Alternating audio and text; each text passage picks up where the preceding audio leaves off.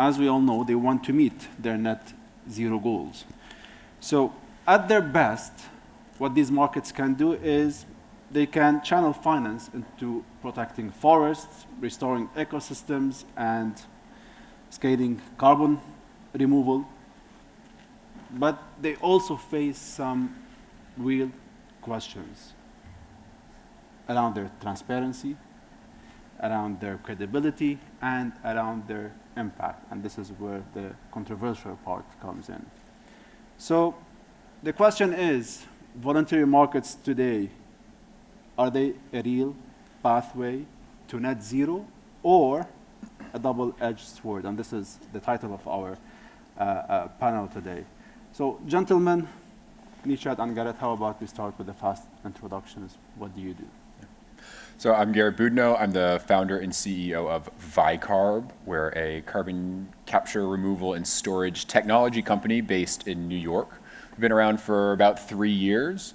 We have a unique technology that captures and permanently stores CO2 using water. And so we capture a lot of atmospheric, water-based, and industrial CO2 and can often sell those credits into the voluntary market. So looking forward to the discussion. Amazing. Nishad? I'm Nishad. I work with Offset Capital. We invest in nature-based solutions, so precisely looking at nature-based carbon removals. Great. Nishad, let me start with you, because I believe you do engage with a lot of communities, governments, companies, policymakers.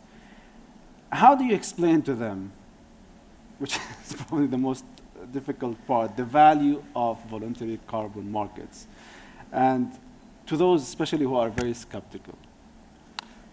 I think no more it's any topic as a skeptical. Now people look at carbon markets, not just from the offset point of view, from the financial point of view. Mm-hmm. This is where the developing nations are looking to build their climate finance, develop upscale down.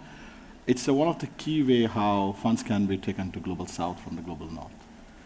And going back to the offset side, industry are working on decarbonization, and we keep telling offsets are complementary to decarbonization. It is not replacing decarbonization. It works hand in hand. You work deep decarbonization within your industry, and you use offset for the residual carbon, which no industry can do. So that amount are huge based on industry and the intensity of carbon generation from oil and gas to steel, aluminum. So they have to look at each of their industry, how it is work, develop a great strategy for the decarbonization, look how much part they can use carbon. So it works in complement, it's not a substitute.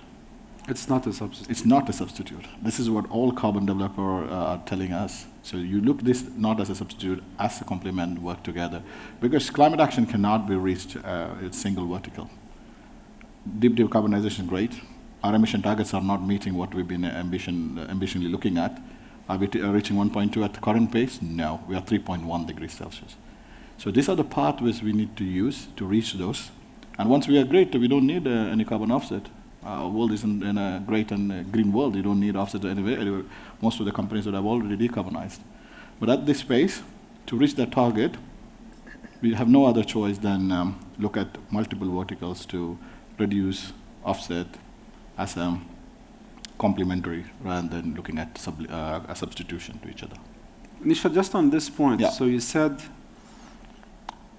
this could be a phase, and then we have hopefully a greener global planet. This phase is how long? So if you look at the intensity of carbon production, the world will peak at 2035, 40. That's going to be the peak, what IPCC has looked at, the peaking of CO2 in the globally. And I think until then, we need to have multiple alternatives to reach those net zero targets. So peak, then it start reducing, then reduce carbon offsets. You are already there. So until you peak, you don't have an option. That means industries are pumping more and more CO2 in the atmosphere. Mm. So until you reach that peak and then you start the negative side, you don't have choice to look at multiple angles, decarbonization, offsets, any other alternative, like you look into technology-based. And at this point, where are we in technology? At a very native stage, we are looking at which require upfront financing, and that's what we need more and more finance to come in. No. And carbon financing is a way to bring that heavy uplifting of finance to those new technologies that are coming into the market. of course, we will get into details on Yep. this. Gareth, tell me, where do you see this unique role of engineering carbon removal technologies, which is the projects that you're working on, and especially in strengthening the credibility and relevance of these voluntary markets that we're talking about? Where do you put it? Yeah, I think over the past, decade, maybe a couple of decades, the majority of carbon offsets have been largely from what we call nature-based solutions. So things like forestry projects, really where we are leveraging how natural systems are already drawing down carbon. I think like planting and protecting trees is kind of the one that most folks are aware of. Yeah. But I think there's been a lot of scrutiny and skepticism around those offsets for a number of reasons. One, trees and forests can unfortunately be degraded, can burn. I know a lot of, in the US, forestry offsets that were in California a few years ago literally went up in smoke when there were some forest fires. And so companies that had paid for and used tracts of land for forestry as a way to offset their emissions, that then those trees burned and that carbon went back into CO2. How do you account for how they offset their emissions prior? And so really that gets to a permanence issue. How permanently captured and stored is that carbon? And then the second is around measurement and verification, or transparency. So how much carbon does a tree really store from a scientific perspective is actually a pretty complicated question. How do we actually trace the CO2 that is captured and stored for an offset relative to what a company is emitting? So that permanence and that verification issue is really where the engineered carbon removal solutions are meant to address. So a number of approaches that have emerged, things like direct air capture and geologic storage, different utilization, or what we're doing at Vicarb, which uses water as a medium to store CO2, is all meant to be more permanent than some of the traditional nature-based. So I think a lot of nature-based or even biochar projects are typically considered maybe 100, maybe 1,000 year permanent, whereas geologic storage or the water-based approach that we've developed can permanently store carbon for hundreds of thousands, if not millions of years. So that gives companies that are buying offsets much more confidence that if they're paying for a ton of carbon to be removed and stored, it's going to stay stored and locked away from the atmosphere. And then the other side is that measurement. And so engineered solutions, just in the level of technology and engineering that they require, enable much more precise measurement of that carbon from greenhouse gas that's in the atmosphere or in some process emissions into that permanently stored reservoir. And so at Vicarb, we actually started as a measurement technology company. My background as a climate scientist was mostly spent measuring how different carbon molecules are transformed and moved in the ocean naturally. And then once we were able to measure that carbon transformation in the ocean, we were able to accelerate it with this chemical process that takes CO2 and stores it as those permanent carbon molecules in the ocean. So I think the permanence and the verification are the key issues. And then we can talk about, I think in my mind, the third, which is speed. Because at least in theory, a lot of those nature-based projects, you have less control over how much carbon they can capture and store. You're kind of dependent on those natural flow rates and processes. In theory, engineered removals should be able to take that carbon much faster. So issuing more offsets per year as a way to meet those increasing climate goals through time, through 2035, 2050. I think right now we're at an early stage in the market where today the majority of credits are in the nature-based, and it's on companies like us to, as fast as possible, develop and scale up these technologies to meet the moment. Gareth, you mentioned like a very important aspect of this, and I wanted to ask you about the MRV, measurement reporting, and also verification. So you said, yes, trees can go on fire, what we saw in California over the past, not just 1 year, but also several years. What other improvement today can be done? Where is it most urgent to strengthen trust? Shall I just stop planting trees and going like for storage, or How do you think about this? Yeah, I mean, measurement just in the climate science space, measuring carbon is really hard. It's an invisible, inert atmospheric gas at very low concentrations. So even just how our climate models assess carbon reservoirs and climate change overall are largely dependent on models that were developed from kind of theoretical understanding of the carbon system decades ago. And that's kind of the best that we have. And so on one hand, just improved forms of measurement and monitoring across pathways, whether it's nature-based or biochar or geologic storage, is really critical. It was cool in the exhibition hall today, seeing a number of different just sensing technologies that are out there for measuring carbon and different greenhouse gases, which is critical. And I think the expansion of those technologies that we've seen are in response to this need for increased transparency.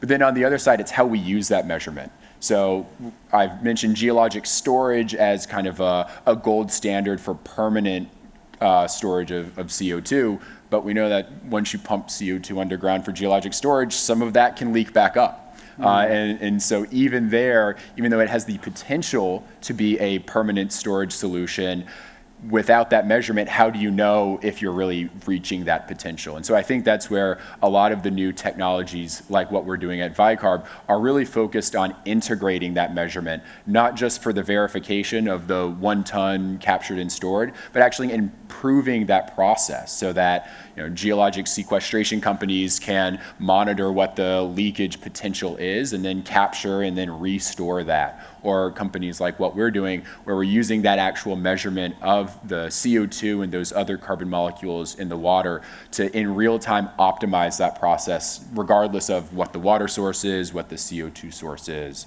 And then the final side, that MRV, we talk a lot about the measurement, we talk a lot about the verification, but there's also the reporting, that R. And I think that's where standards come into play. I think that's also where the different mechanisms driving companies adopting carbon credits, carbon offsets is critical. Depending on what jurisdiction you are, what country you're in, what sector you're in, there are very different reporting standards. Yeah. And I think that variability leads to a lot of confusion, a lot of probably issues with credibility. And the more we can create a cohesive framework across geographies and across sectors, the stronger the overall market will be. So you think we need like a kind of a global standard body to regulate? We do have, just to update, so under the Paris Agreement, Article 6.4 brings that one platform to everybody to use. So in the past, it used to be CDM, Clean Development Mechanism Program, which has been outdated since Kyoto. Now we are moving into 6.4, which is officially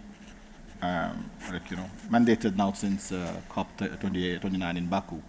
So what it does is it standardizes everyone. Now there have been discussion to how existing international standards like Gold Standard Wave or GCC, isometric or Puro can be integrated to this one, so there is a leveling ground. So like how Jen mentioned, there is an issue with multiple standards following multiple methodologies, creating sort of a friction like what is the difference between your methodologies and others. We as investors, we also look into this. We want to see what our buyers are looking at. The offset buyers are looking at something easy to understand, not so scientifically complicated, and a big part is the social side.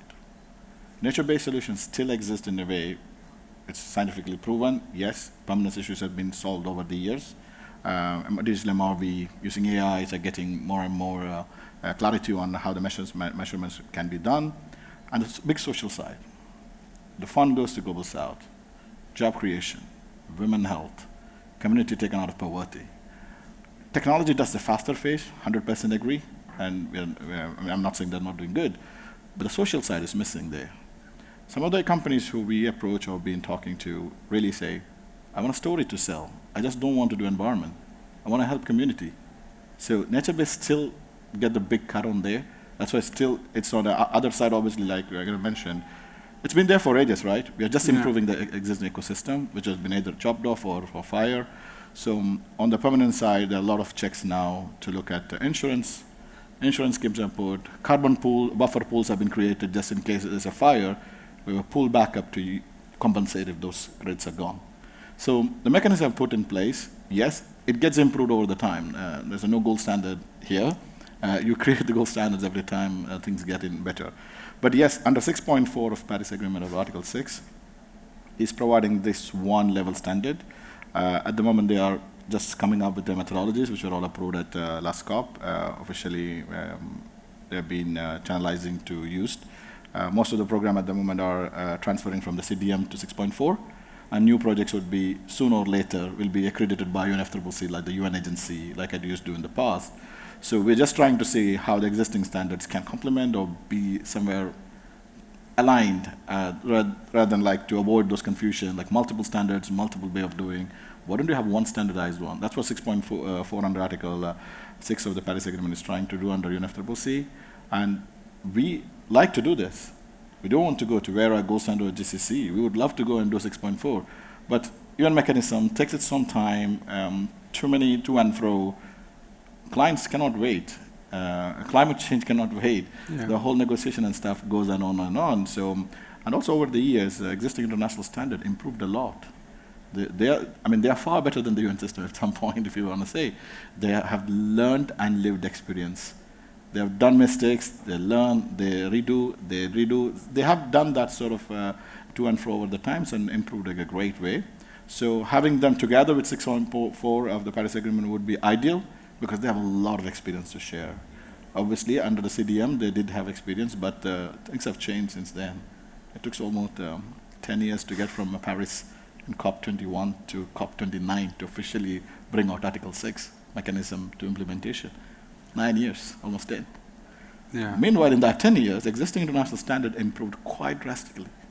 So still they are the best in the market. They have put checks there. They've made sure that it don't repeat the past mistakes, if you want to go back to that question. So they don't want to repeat that mistake. So ideally, there is an existing standard coming out, which is already out.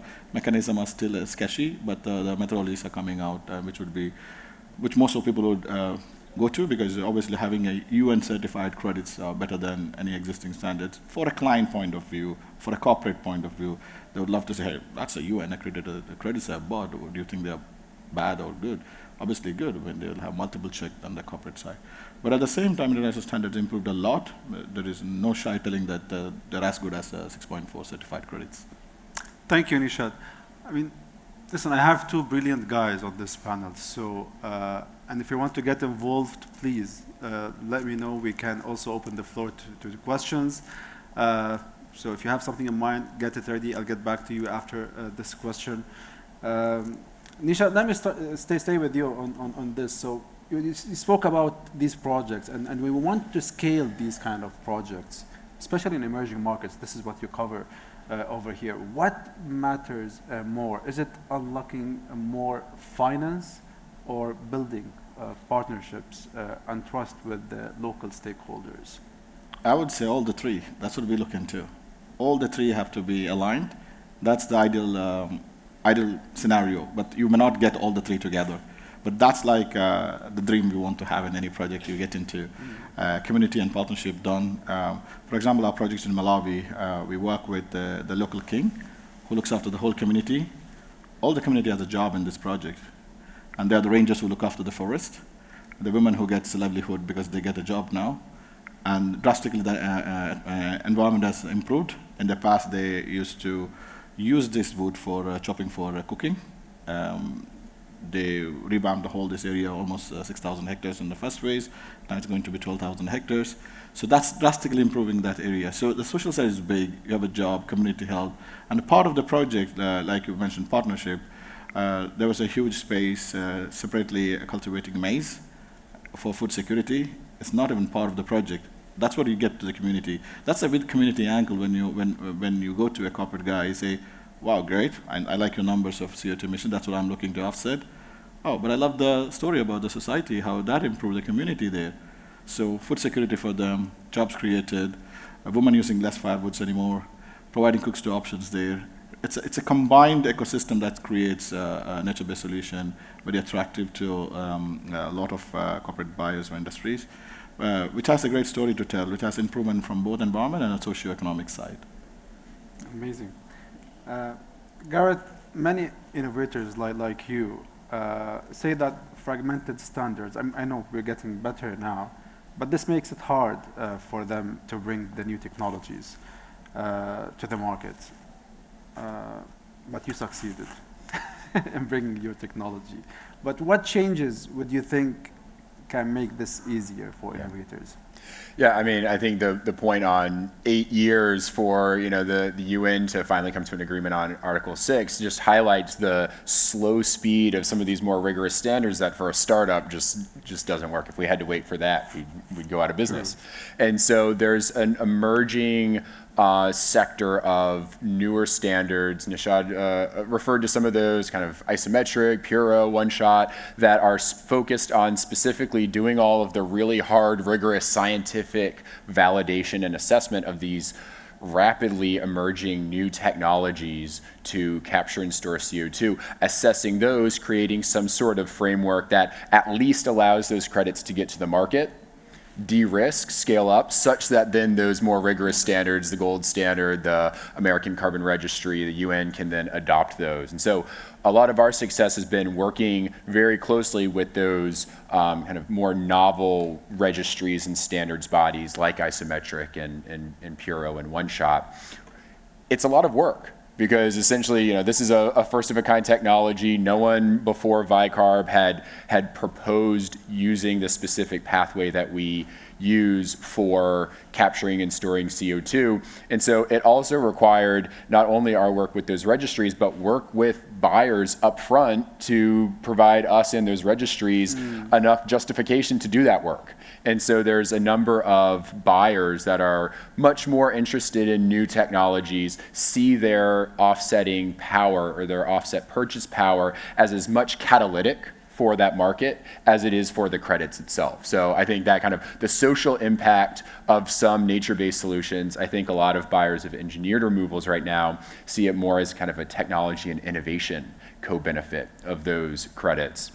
So fortunately, we had some of those major kind of new engineered removal buyers get excited about our technology because of its permanence, because of its scale potential, because of its measurement and verification.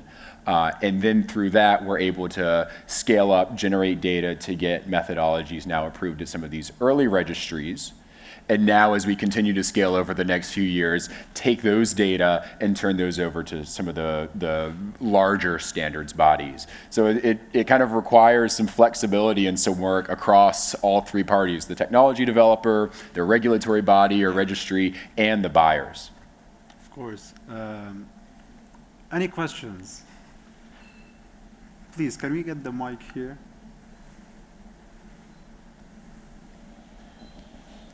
Hello, everyone. My name is Hannah, and I had a question regarding engineered solutions.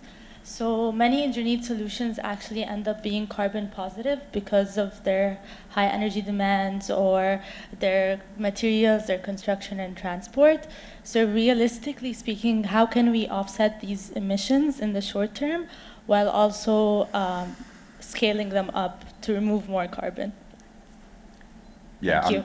I'm happy to take that, because I think that's a great question. I think particularly in that engineered carbon removal space, some of these just require so much energy, right? We've got CO2s at 400 parts per million in the atmosphere. You got to move a lot of air to get a ton of carbon, let alone a gigaton of carbon.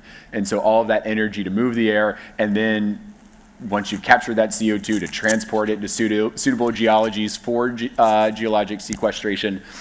All of that, when viewed from a life cycle analysis perspective, right? Like really cradle to grave, all of the upstream energy, all of the required materials. Yeah, you can actually emit more CO2 than you sequester when it's all said and done. I think two approaches. Those that require a lot of energy are looking at how they can integrate renewable energy sources with that. So in the US, in the last administration, there was what was called direct air capture hubs, DAC hubs, that were meant to co-locate the adequate energy with things like direct air capture and geologic storage, such that you reduced a lot of the reliance on fossil energy and could co-locate a lot of those. But then I think that's where a lot of interest for different technologies like what we've developed comes, where our technology is able to capture and store CO2 for under 100 kilowatt hours a ton, which is an order of magnitude lower than some of the others. We're able to do that by taking low purity CO2, by doing the capture and storage in one reaction using water. And there are a number of other approaches kind of along that nature-based to engineered solution that have those life cycle assessment considerations and that are addressing those in different ways.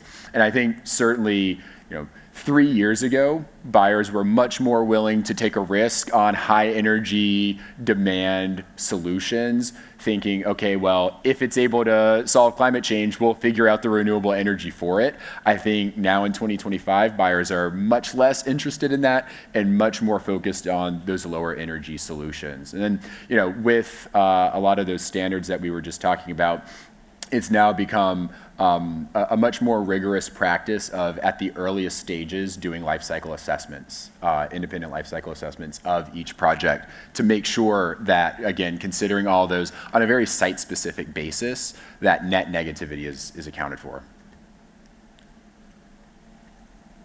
We're good? So they're picking up. So technology-based stuff are picking up like how nature used to be in the beginning. No a great methodology to look into, no permanence idea, no much idea about additionality. Over the time it improved. Now, if 10 years down the line, nature-based is the easiest, fastest, less capital intensive. At the same time, we will not neglect the technology-based one, where it needs upfront high investment requirement, but the results are very high too. Numbers are staggering compared to nature-based. Nature-based required 2 to 3 years to establish itself to start measuring. Tech, once it's fully established, start doing its job. So for us, any technology is complementary. It will take its own time to establish, but yes, we cannot rely on one single substitute to do. Yeah, it will go hand in hand. We need big investment in technology. We also need investment in nature because nature helps nature positive again, helps community. It's a natural thing itself. You need to protect. So you protect biodiversity, you protect livelihood, you save environment. At the same time, you need to get more investment on technology side. If that has to reach a point, that also becomes a certain point. Now the company will not have a technology-based CO2 removal at some point. That would happen. Like down the line, we would never see the new technologies coming up, enhanced rock weathering to the water technology, what he's mentioning, all came up over the last 4 or 5 years. It will take another 4 or 5 years to be super established. Then obviously it all goes in hand. You need nature-based because if you don't invest in nature, it's going to degrade over the time. So to have a nature-based solution is a big part of the collective climate action. Plus, carbon market comes as a add-on. You get a gift because you invested on that. For investment, you get returns. You help environment. Your nature is sustained. The CO2 is used by a company. It's like you make the polluter pay, right? At this time, some companies are not able to do it. You make the polluter pay until he really start working on his stuff. So yeah. Yeah, amazing. I have a question here, please. Grab the mic. Thank you for this session. This is Rami, came from Scotland. So my question is how to move from voluntary carbon markets to attractive carbon markets. How we encourage, businesses to decarbonize their, business. What is the cost and benefit? So, there's a lot of discussion around this, but if you could provide some insights, to encourage, those businesses to move to net zero, to grab some opportunities, to align their work with the national global, agenda on climate change. Thank you. Okay, Nishad, let me start with you because you've done a lot of this work. See, voluntary market gets attractive when it comes legally. When the government enforces on the companies or industries. This is the fastest ways. So that's why voluntary does not attract much, but that's mostly companies use to avoid their emissions in a fast pace. If a company has a 2030 targets and is not doing great internally on its reduction plans, he might look at low-hanging stuff like energy efficiency system, connect to the grid.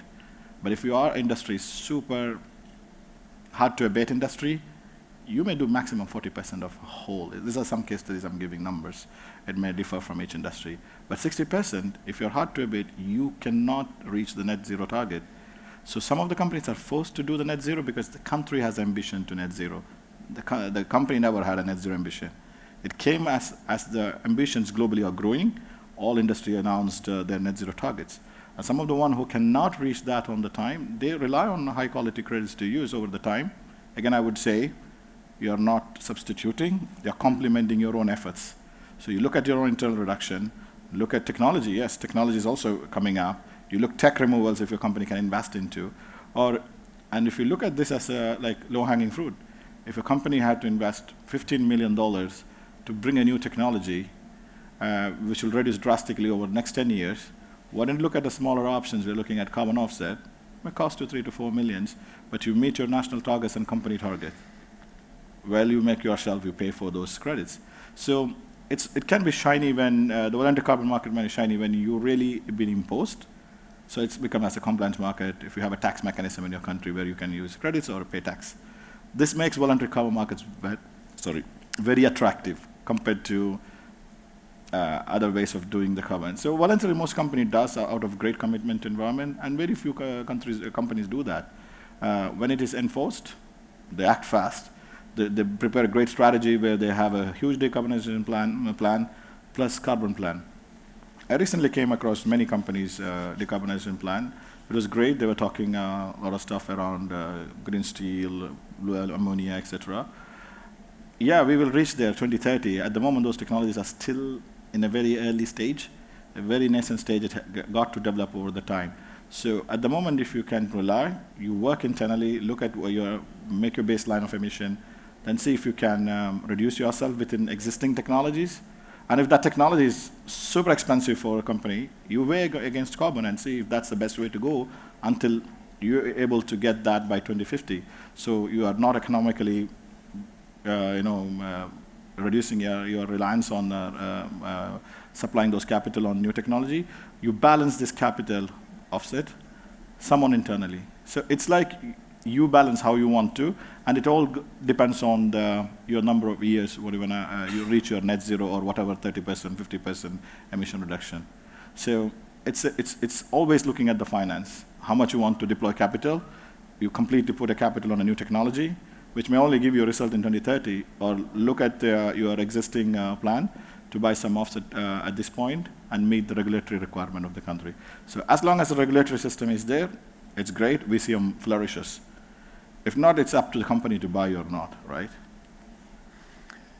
Yeah. You want to add anything, Gareth? Yeah, I might add, because I think about this all the time, right? As a startup company, you never want the market that you're dependent on to be characterized as voluntary. This is not a great indicator of customer demand for what you're building, but that's what we're talking about today. That's just where I think Nishad put it really well. That's what's driving a lot of the company-specific adoption where there aren't those compliance mechanisms.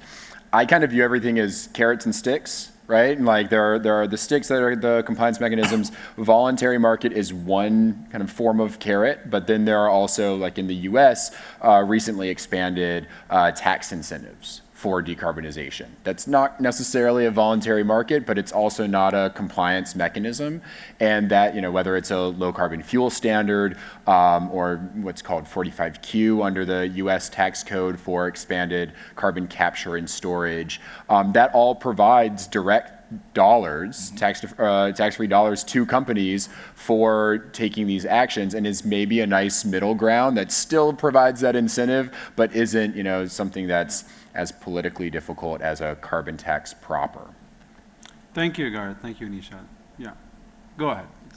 My name is Abdul Salam. I have one question. The question is that, in the coming year, Article 6.4 is becoming operational. So what will happen to the voluntary carbon market? Well, that was we were discussing. We feel that international standard, existing one, with their almost decade of experience, should find some alignment. That's what UNFCCC at the point doing, if I'm not wrong. There've been discussion if we can bring some alignment. At the moment, no.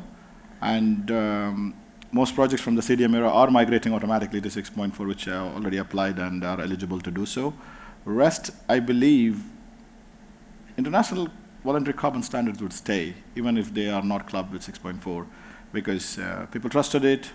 Most of the project offtake by Google, Apple, Microsoft, all are under one of the international standards. They're not under any more they were never under CDM or may not be under 6.4 as well. But probably 6.2 is a different story where it is between countries on mitigation transfer or ITMOS. But I think there should be an alignment just to avoid the thing we discussed. Too many methodologies, too many standards confuses the buyer. Customers get confused, like which standard is the best? I mean, there isn't any best, they all are good at it, one or the other way. But that would avoid that sort of confusion. So moving forward, there would be an alignment. There have been always a discussion how to bring the international voluntary carbon standards with that alignment with that of 6.4. And from an accounting perspective, I would imagine, just to avoid double counting, that even when there's not direct alignment on the standards, the UN would still have to have kind of an overarching accounting of those other non-aligned standards and issuances as well. Yeah, this also, or else it will lead to get double counting. That will be under 6.4 international standards. So I think there will be an alignment because again, 6.4 methodologies are still on the lot, they are coming up. And most of the international standards are working closely with UNFCCC to support their methodologies and on the implementation side. So definitely there would be an alignment. It will be difficult if not at some point of time. Thank you, Nishad. Any more questions here? Okay, let's just take this gentleman first, and then I will go back to you, all right? Yeah, good afternoon, everyone. Thank you very much. My name is Wael Kishk from the Emirates Center for Strategic Studies and Research. I would like to thank you very much. And as you have just outlined, that we still have a lack of standardization in terms of the various voluntary carbon market schemes. And it seems that it will take some time until we get such alignment with Article 6.4 rules and procedures.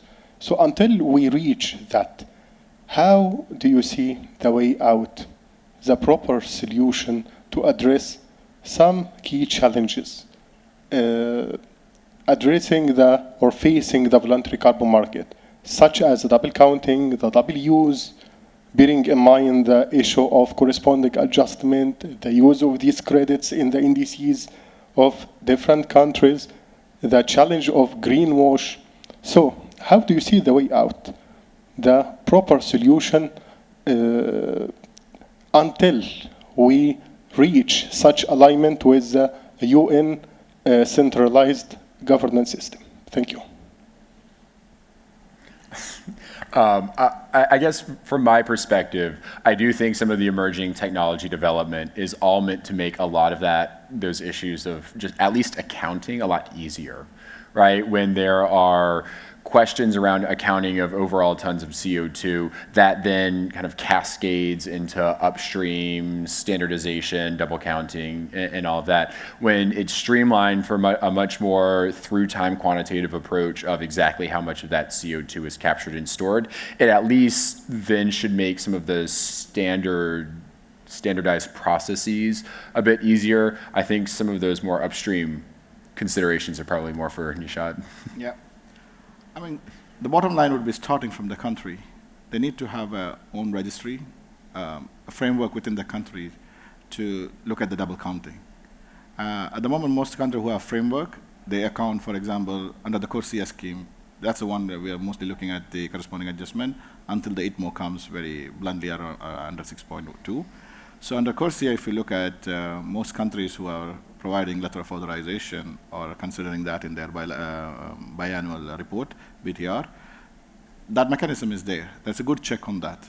So that avoids a big way of corresponding adjustment issues, because that's a set of existing mechanism which is already very, in a very matured way within CORSIA. But that helps many countries doesn't have it. They struggle with having the carbon mechanism within their country, but they rely on this finance to come to their country. They want to bring the finance, but if there is no structure within the country, most investors don't want to go to their country because it will be hard to get anything back. So if there is a carbon infrastructure in that country, there's a framework, there is a registry already planned to, and most of the UN agencies are supporting those developing countries to implement those strategies in those countries. Going back to So that would definitely help the double counting under that scheme, but on a larger scale, even until 6.2 comes operationalized, The countries who are signing bilateral with the UAE, with Japan, or Japan with Malawi, or Singapore, or Switzerland, have to have a mechanism. If you look at how Switzerland does it, they does with the country who has a mechanism ready. They sign a MOU with the countries. They're not doing any trade at this moment. They did in Ghana, if I'm not wrong. Japan has been working on those things, but they will only implement once those national regulations are operationalized. So that will help check the corresponding adjustment. But going back to how the standards can be aligned, it's a still discussion. At the moment, there's no great interest from the corporate asking, give me a 6.4 credits for my carbon offsetting scheme. They might come at some point, but at this point, the standards like the existing international voluntary carbon standards are pretty much matured. Pretty much matured in a way that they have put a lot of checks in over the time. They have even they are working with insurances to provide insurance to project, like to take care of some crises like forest fire or land issues with those places where the lands are acquired for nature-based solution, for example. So that checks have been done over the time, and also now we have ICBCM, which comes with CCP labeling for standards, providing more integrity to those credits with those labels. That gives corporate a bit of more assurance that it's a great project with great methodologies used. So CCP labels are given to any standard who go through that checks what ICBCM have come up. And VCMI have come with codes how corporates can buy those credits with assurance that these are great credits to be bought and which are aligned with SBTI or a science-based target mechanism. Thank you, Nishad. We have a question here with you. Hello. Yeah. Thank you so much for giving me the opportunity to ask you a question. My name is Smita. I am from Emirates itself, United Arab Emirates itself, and we are from Greenoponics. I am not going to ask you a very macro level question. It's a very micro level question because as a company we run a farm and we would like to know that, and it's an integrated farm and we are very, very committed to make the farm a net zero environment. And we have been doing that because it's an integrated farm. But I would like to know that as a farm, can we enter into a voluntary carbon market? And secondly, how do we do it? Because when we search for representative officers or something like that to register as a carbon net zero organization, we could not find that in the UAE. So how do we do that? These are the two questions. I don't know it's very relevant in this kind of a forum. Can I answer? So you need to look at standards who stamp those projects as the credits. If I'm not wrong, there are too many companies in UAE who does that. So you look like, if your own farm, you're like a project developer to me, you need verifiers to do the verification. That's an initial check. Then it goes to a standard, gold standard, where anything which is following ARR or whatever mechanism is agroforestry. I think you are doing tree plantation, if I'm not wrong, or it's agroforestry? No, it's actually a mix of livestock and plants. Yeah, you need to search any standards. There might be, I don't know specifically any standard on that, but definitely there are a lot of standards they come up with known international standards. There's nothing UAE need to do. You just have to register a project, and the big part is checking if that projects cover the additionality issue. So there's an additionality requirement for each project. Many of the project, so additionality is simple. If the carbon finance, or the money coming out of this from this carbon credits, need to run this project or not. If that doesn't meet, you need to look at a regulatory barrier or a financial barrier. There are three mechanisms to look if this project can qualify. This is done by verifiers. There are a lot of verifiers in the region who can check. I can connect if you want. Okay. Thank you so much. Well, and I might add there too, I mean,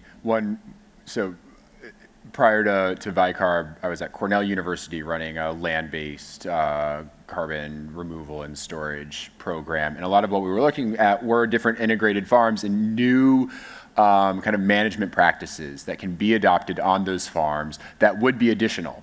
So I think to that point, like if you're already doing some of these practices, proving that additionality is hard. But if you say, hey, with carbon credit finance, we can start to implement biochar integration, or we can start to do enhanced rock weathering on this farm, or even things like no-till under some crediting schemes, then now you've got a new practice that still brings benefit for the farm's production, and you're able to finance that through the carbon credits. Okay. If you have any questions, I can have room for one more. Gentlemen, I have been doing this panel on voluntary carbon markets for the past, I don't know, 4 or 5 years, 6 years. And every time I used to end this panel discussion with the question, where will we be in 5 years' time? I think the last time I asked this question 2 or 3 years ago, we didn't reach this milestone that we all wanted to be. So 5 years ahead, if we are having this same panel discussion, where do you think we will be in this market? I mean, from my perspective, I think a few things. One, we'll have more widely adopted and accepted standards for these, right? So a lot of these questions that we've been getting about how do different companies versus companies versus projects versus countries, how do we account for the credits? I think that will be in 5 years a thing of the past. We'll just have something that's been accepted. Do you agree with that? Yeah. Great. Yeah, so big. And then the second, at least from an engineered removals perspective, I think we will have a much larger supply of credits into the voluntary market and into compliance schemes that are from these novel engineered solutions. So things like Vicarb, we've been around for 3 years. We've gone from removing literally milligrams of CO2 per year to now tons. And the goal is in 5 years to be at millions of tons. And so I think that rapid scale up that we and other companies are all planning for and have built partnerships to accelerate will make in 5 years the discussion less about will these technologies scale and more how quickly, in what new geographies, what are the additional co-benefits that we can get from those. Those are the two things the two things we're working to make sure we can talk about in 5 years. Okay, Nishad. Well, I believe compliance market would become a norm in the region from a regional perspective. UAE implementing, Saudi implementing, Bahrain implementing. So you have seen a reporting mechanism is already mandatory in UAE. Saudi would do similar stuff in the coming years. I think from regional perspective, carbon market would gain more and more attraction against deep upfront investment to new technologies, which they're doing at the same time. That's what this region is great about. They just don't rely on one. They look at multiple spheres, nature, tech, go hand in hand. UAE has a big vision on nature-based solution, looking at Africa as a great place to finance for carbon, which was announced at COP28 through African Carbon Market Initiative. They want to buy almost 2 billion carbon credits from Africa. So there is a vision from the UAE side, similar with Saudi, want to develop national projects, which are nature-based plus tech, biochar, combined of all this. Big oil and gas industries are now investing directly in own projects.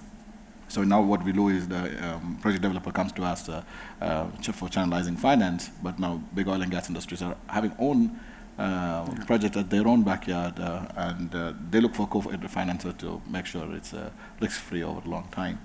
For me, moving forward, the region would get more and more attracted to carbon markets in line with their national net zero visions, which most GCC countries do have. Plus, if those sort of compliance market comes in, it will drive the whole carbon market industry. For example, now CORSI under airline industry, the whole phase 1 is done. Now compulsory phase 2 is being upon them by 2026, making sure that most airlines in this region are part of ICAO and they are fully participating in the CORSI thing, making sure those airlines would buy CORSI eligible credits. It's a form of carbon credits, but pretty more stringent than the voluntary carbon credits. So those are going to be norm in the region. Are you as optimistic in the region as in South Asia? It's the same. South Asia mostly will look at getting projects, getting financed, credits sold to industries and corporates. So mostly this would channelize rich country money to global South countries. So those countries get this to adapt or mitigate their own emission, but help the companies and industries or countries under 6.2 to mitigate or lower or reduce or remove their existing CO2 cap or whatever they have at this point. So in a way, it is a trade between those global South, global North countries. Finance flows, get the credits from those countries back to you. You work on your decarbonization. No substitution, you complement your own work. So that's the way forward down 5 years. Nishan and Gad, thank you very much for this insightful conversation. I really enjoyed it. And thank you for the audience who also helped me facilitate this conversation. Also appreciate it. Thank you. Round of applause. Thank you.